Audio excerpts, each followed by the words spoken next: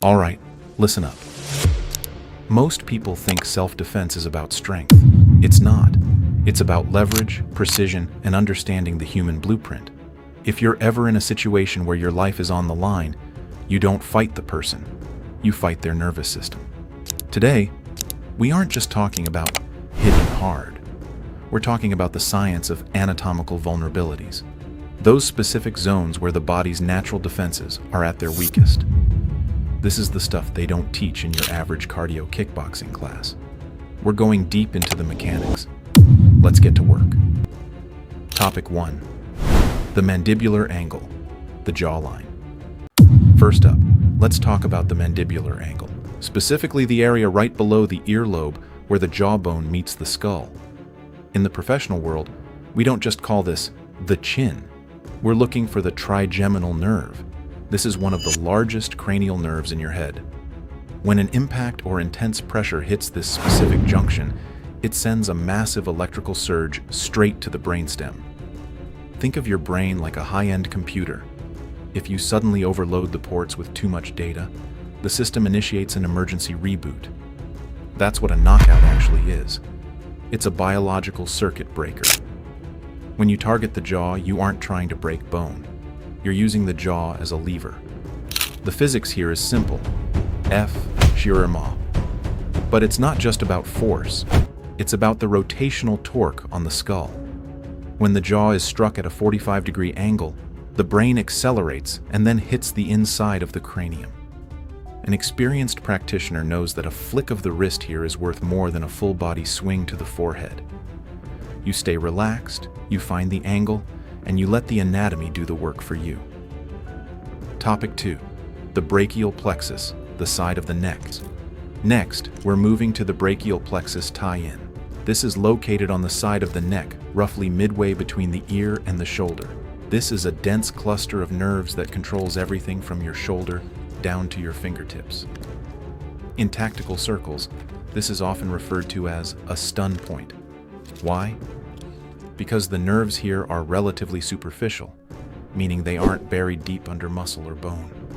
When sudden, sharp pressure is applied here, what we call a brachial stun, it creates a temporary motor dysfunction. It's like pulling the spark plug wires out of an engine. For a few seconds, the attacker's arm will go numb, their grip will fail, and their brain will be momentarily overwhelmed by the noise coming from that nerve cluster. But here's the pro tip. You don't need to be a heavyweight to make this work. It's about the surface area. Using the edge of the hand or even a forearm allows you to compress those nerves against the cervical vertebrae. It's not magic. It's just the reality of how the human nervous system is wired. You disrupt the signal, you buy yourself time to escape. Topic 3. The solar plexus, the core breach. Now let's go down to the center of the storm, the solar plexus, or the celiac plexus. It's located right in the pit of the stomach, just below the sternum. Every fighter knows this spot, but few understand the why. This isn't just about knocking the wind out of someone. This is about the vagus nerve and the diaphragm. The diaphragm is the muscle that drives your breathing. Topic 4. The mental nerve, the chin tip. All right, let's look at a target that's often overlooked because it's so small. The mental nerve. This is located right at the tip of the chin. In professional combat circles, we call this the button. But why is it a button? It's because the chin acts as a physical lever for the entire spinal column. When you apply upward or lateral pressure to the mental protuberance, that's the bony part of your chin. I'm standing still versus I'm spinning at 100 miles per hour. The result? Equilibrium failure. Topic 5. The common peroneal nerve, the motor dysfunction. Now let's talk about taking out the wheels. If an attacker can't stand, they can't fight. We're looking at the common peroneal nerve, located on the outside of the thigh, about 4 to 6 inches above the knee. This is the grandmaster of leg targets. This nerve is responsible for nearly all motor function in the lower leg and foot. In tactical training, we call this the motor dysfunction point. Topic 6. The radial nerve, the grip release. Let's move to the hands. If someone has a hold of you, you don't fight their strength, you fight their radial nerve. This nerve runs along the top of the forearm, just below the elbow. Think of the radial nerve as the wiring for the hand's opening and closing mechanism. If you've ever hit your funny bone, you know what nerve interference feels like. In the medical world, this is called carotid sinus syncope.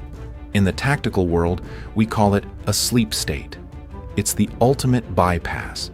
You aren't fighting their muscles, you are using their own heart against them. It's silent, it's clinical. Go. Topic 8. The ulnar notch, the funny bone, weaponized. Move back to the arm, specifically the ulnar notch, or what most people call the funny bone. It sits right in that groove at the back of the elbow. Now, everyone has bumped this on a table and felt that electric zing down to their pinky finger.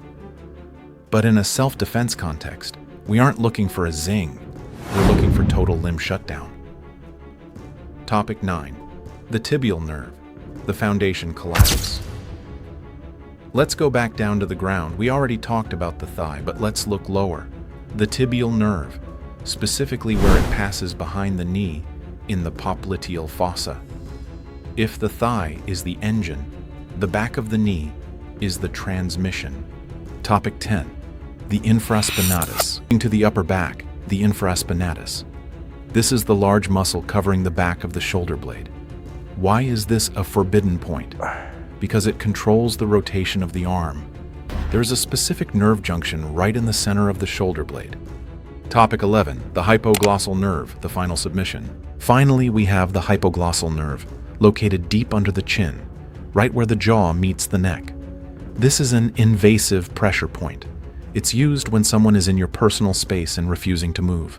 By driving your thumb upward into that soft tissue, you are targeting the nerve that controls the tongue and the lower jaw.